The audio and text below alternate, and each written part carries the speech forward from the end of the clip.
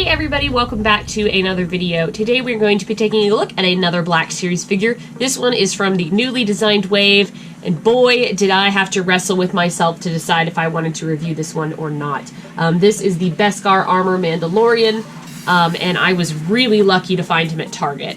It was the day that they were releasing the Galaxy's Edge merchandise, and they were actually unloading their truck. We were there early in the morning, and the woman was talking to me holding the case of Black Series figures, and I was like, "Hi, do you mind checking if there's a Mandalorian in your box?" And she looked, and she was good. She handed it to me, and she said this was the first one that she had seen at her store. So I definitely think that this one is not going to be a peg warmer, though weirder things have happened.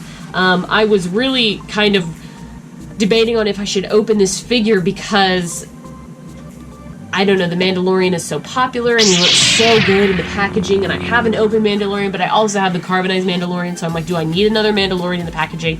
And the other Mandalorian I have displayed using his long rifle, which looks really good, and I kind of wanted another one holding Baby Yoda, so this only made sense to me. And you see him holding Baby Yoda when he is in this armor. So that is why I decided to open this figure, and then of course to give you guys a review for him. So on the side, you have a really, really beautiful picture of the Mandalorian in full color. It's really nice. And the color scheme for the Mandalorian wave is kind of this burnt orange. So that's really cool. I guess they could do a yellow theme. I was trying to think of, with my friend Jared, what other colors they could do for the other movies and shows for Star Wars that they haven't yet done. And I'm like, well, you only have so many colors you can work with. So yellow is actually one, because this is more of an orange. Anyways, you get a beautiful picture. You can see the Mandalorian in the front here.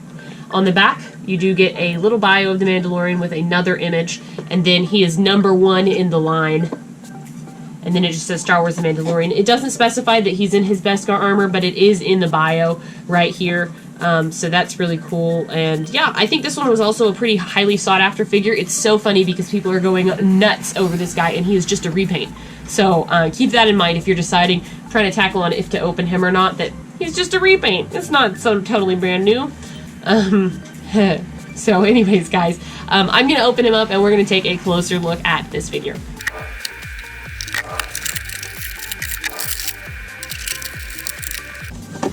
Alright, there is the package. If you are curious, I'm starting to realize if you can save the box for these guys, you absolutely can. It's very easy. It's just as easy as the actual boxes, despite this angle. So in case you're wanting to keep the boxes, you certainly can. Alright, so here is the Mandalorian, or Din Djarin. I was kind of wondering if they might call him Din Djarin, because that would have actually been really cool. That's how it's pronounced, right? I hope so.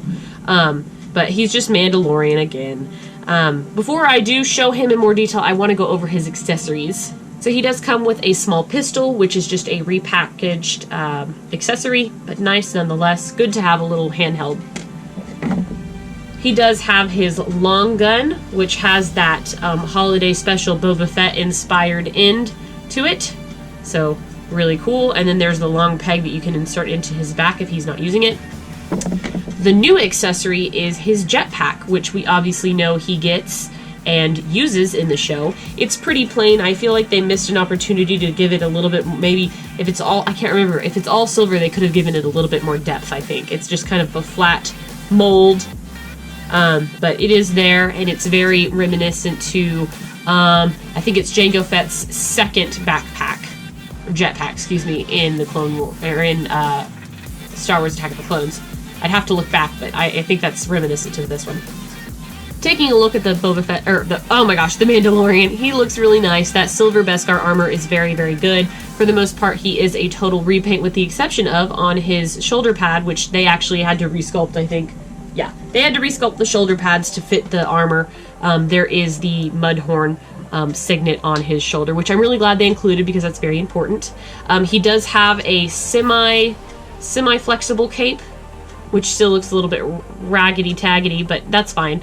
And then he has a holster, which his little pistol can go into. I dropped it. Oh my gosh. And that holds the pistol really nicely. Like I said, the silver armor looks very nice. But, you know, we've kind of seen this figure before. He's got full articulation in the head. Actually, this one is, I don't know if you follow, or if you're active on Twitter, I should say, they were talking about the way they're doing the new sculpts for the helmeted figures is they're putting like what would be a clone trooper head unpainted on the head, and then they glue the helmet on. So you can see it, that there is actually a head underneath, and I guess, I'm not sure if that's a purposeful thing, like if you worked hard enough you could unglue the helmet and then you could paint the head, which would be really cool for figures like clone troopers that don't always have, when they don't have removable helmets, you could actually, you know, remove that. We have seen them start to do stuff, and by them I mean Hasbro. We've seen Hasbro start to do some more customization items, like with the Hoth Trooper where you have the interchangeable face in the backpack, so I do like that option. I don't have the skills to be able to remove this helmet, and even if I did, it wouldn't look like Din Djarin, so that's okay, but just so you know, that is there. And then here's the back of the figure. I don't think I showed you. And what looks like to me is that you'll have to remove the cape to use the jetpack.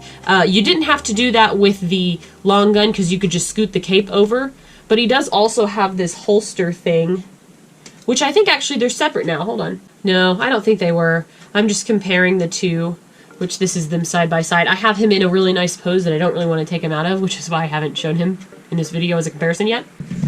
Anyways, if you remove this, you can put his gun on his back, which actually, I take that back, the hole is sculpted differently. It is sculpted for the jetpack. So if you can't, actually, I'm talking over myself again, but I do remember now that I'm looking at this little holster piece, and I think you could mount the gun through the hole, except they might have done the sculpt different and had the hole in the back rather than on top of the shoulder, but maybe they did, I don't remember.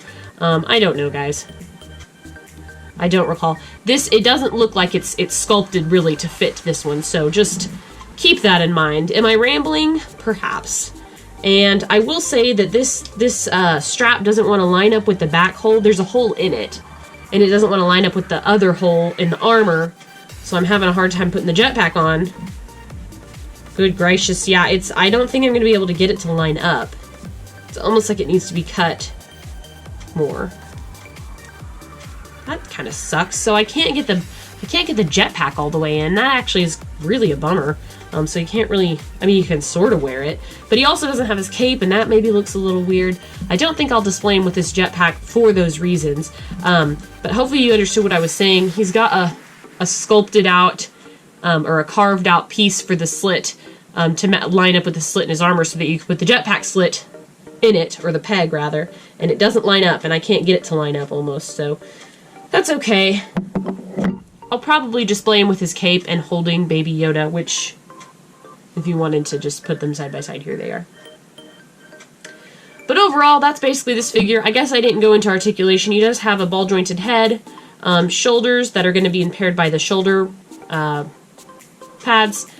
He's got very posable elbows, swivel wrists, ab crunch, ball joint in the thighs, ball joint in the hips, swivel thighs, double pin knees, and then rotation in the ankles as well. So pretty good overall. But that's basically it, I think. I'm curious, are y'all planning on keeping this figure in the package if you get him? Are you planning on getting him? I'm curious to know. I think that, you know, paint variations can get annoying, but they're also important, especially when it comes to a costume change, like we see in The Mandalorian. So I'm just curious y'all's thoughts, but as always, guys, thank you so much for watching my review, and until next time, I will see you guys later.